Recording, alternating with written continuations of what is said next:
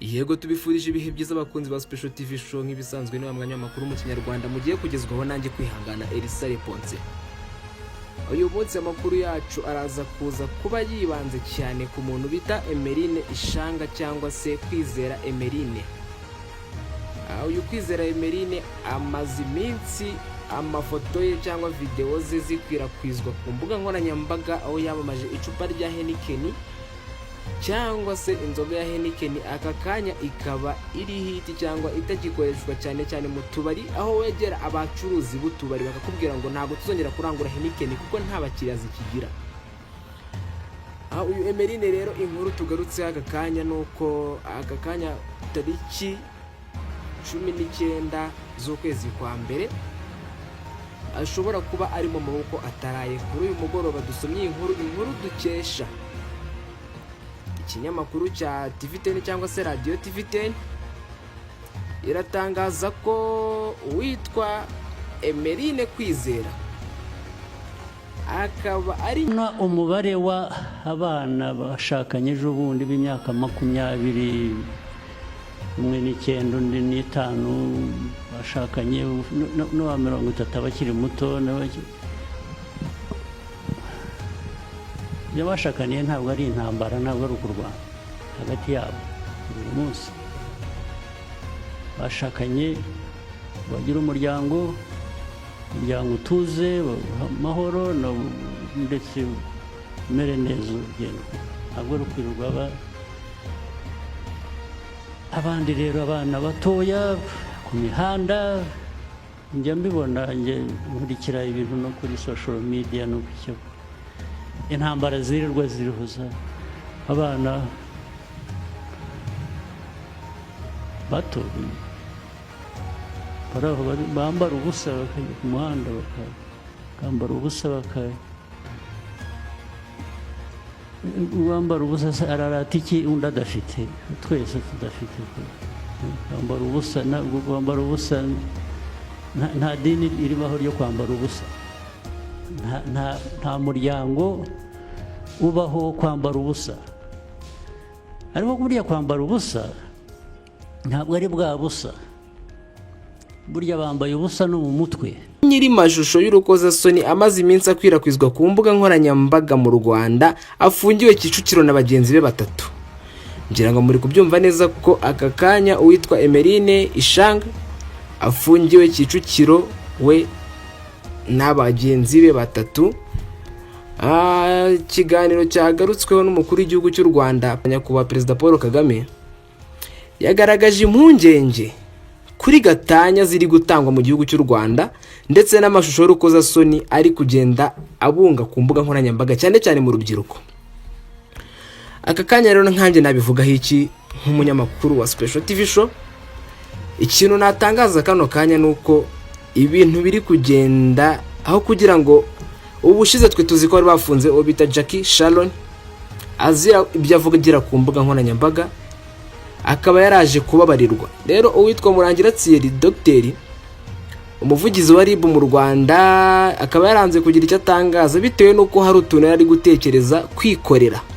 Yego nabivuga gutya kuko urumva ibintu nimba uhannye umuntu umwe wa mbere noneho we azira amagambo uwa kabiri akaza ashyira mu bikorwa, murumva ni ikibazo gikomeye cyane kuko urubyiruko rw'u Rwanda ntago bari kumva, cyane abakobwa sinzi ibintu babaye kuko bari kwiyandarika, bari kwiyambika ubusa ku mbuga nkoranyambaga, ibintu tutamenyereye iwacu i Rwanda. Kuko nk'umukuru w'igihugu araza biragaragara ko ari ibintu byabaje abayobozi cyangwa bo muri guverinoma, ibintu umukuru w'igihugu ajya kuvugaho biba ari ibintu biteye agahinda cyangwa se bisebye igihugu. Kuko Emeline Ishanga ntago akiri umusitari mu Rwanda gusa, ahubwo yamaze kurenga igihugu cy'u Rwanda, yageze no mu mahanga.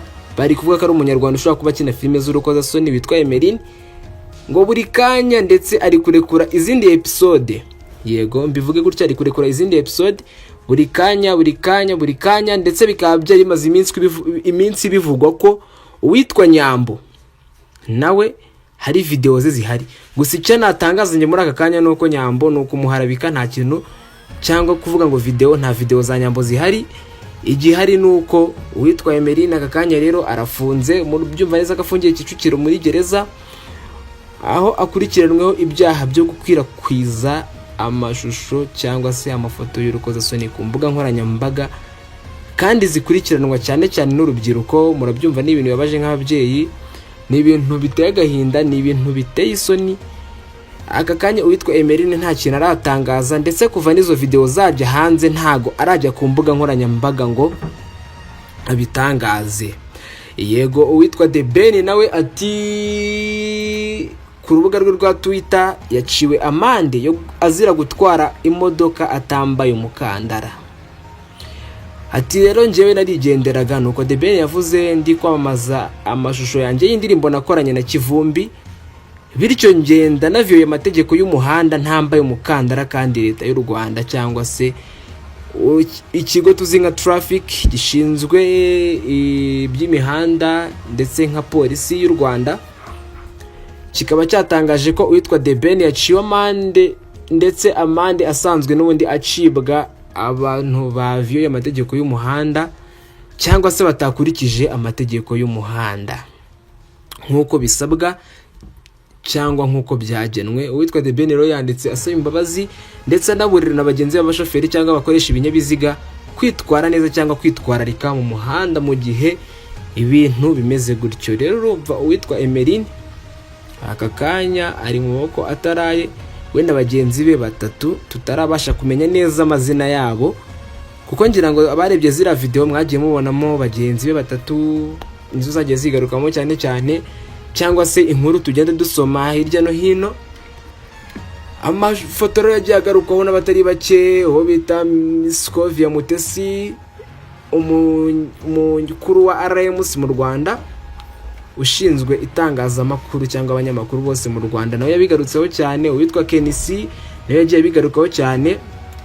No murumva ni ibintu bikomeje kuzamba cyangwa ibintu bikomeje kugaruka irudubi, nyine ibintu bikomeje kwisubiramo muri makeya. Rero urumva abakunzi ba showbiz, abakunzi ba Special TV Show tuzatubagezaho amakuru umunsi ku munsi y'ibyiriwe bivugwa ku mbuga nkoranyambaga mu myidagaduro, yaba andi makuru agiye atandukanye. Gusa aka kanya nk'uko tubivuga nk'ari special, ni special koko, Special TV Show. Ndetse umugore wa Theogene bose babireba, nawe aka kanya Theogene aratabaza avuga ati umugore wanjye hatagize igikorwa ashobora kuza kwitaba Imana kuko ararembye cyane. Twatangiye umwaka umugore wa Theogene nawe ameze nabi, arembye, asa nkaho nyine n'ubundi atameze neza, ndetse kuko yarari no mu bitaro. Abareba status za Theogene bose babireba cyangwa uwiringiye Imana Theogene barabizi cyangwa barabisobanukirwa neza, iyo mvuzanga bahita babyumva. Urumva umugore we nyine ari kumutabariza, urumva nyine akeneye ubufasha. Yego,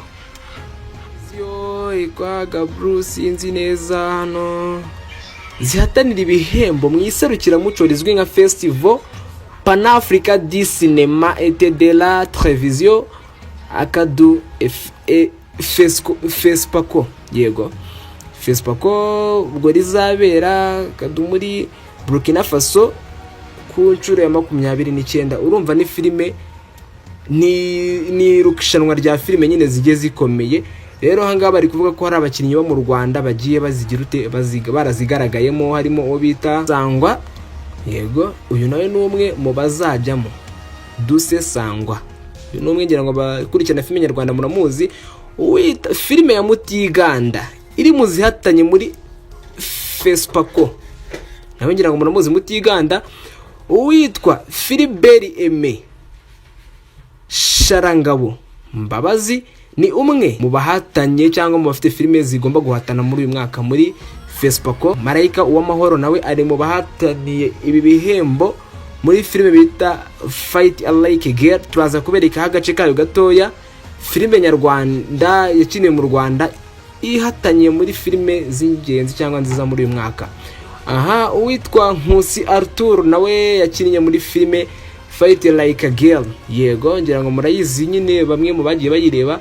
Nawe ihataniye mu iserukiramuco rya FESPACO. Umuhire agaragara muri filime yiswe Agre nayo ihatanye muri FESPACO 2025.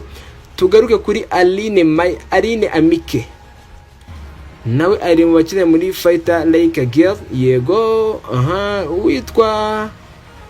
witwa ndakubona amazina yatanditswe neza, ariko nawe ari Hollywood muri Amerika kandi n'umunyarwandakazi. Witwa Kamata mu bakinnyi ba filime Fight Like a Girl, nawe yagaragayemo cyane, filime yakorewe mu Rwanda. Na makuru twagiye dukura ku gihe. Witwa hagarutse n'undi Mutiganda. Mutiganda nawe afite filime ihatanye n'izindi mu gihugu cya Burkina Faso muri FESPACO. Yego, aya ngira ngo ni amakuru y'imyidagaduro tujya dukesha ikinyamakuru Igihe cyandika.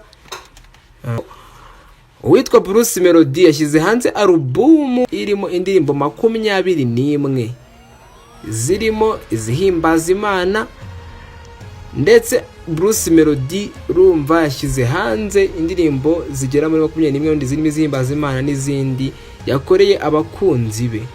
Witwa Bulldog nawe ari mu baraperi bagaragaye mu ndirimbo za Bruce Melody. Witwa Olivier Nduhungirehe nawe ari muri abo ngabo bagiye bagaragara. Numva umuhanzi Bruce Melody nawe ari kubikora neza muri iyi minsi, ahafitanye indirimbo n'uwo bita Joboy mu gihugu cya Nigeria, ngira ngo muramuzi cyane.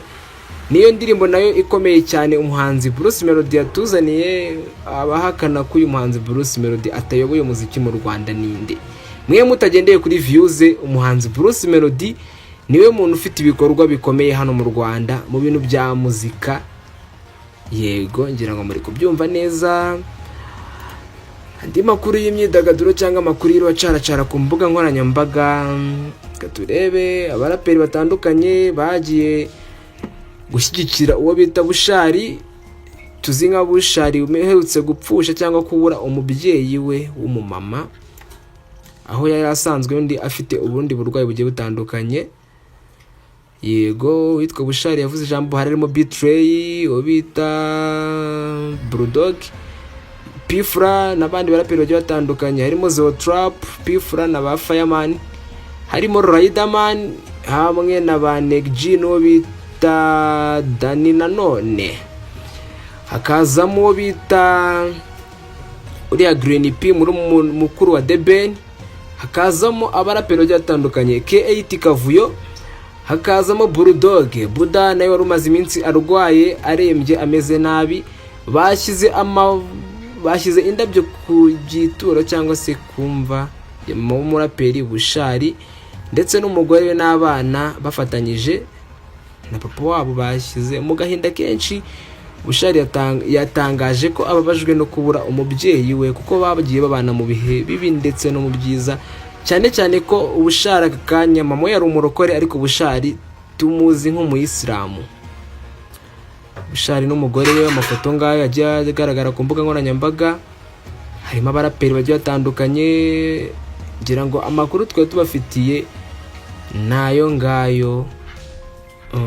Murakoze cyane, mugire ibihe byiza, mukomeze kudukurikirana ndetse mukore subscribe, share, like na comment. Dukomeze kubagezaho ibiganiro bigiye bitandukanye kandi byiza. Murakoze cyane, ciao ciao.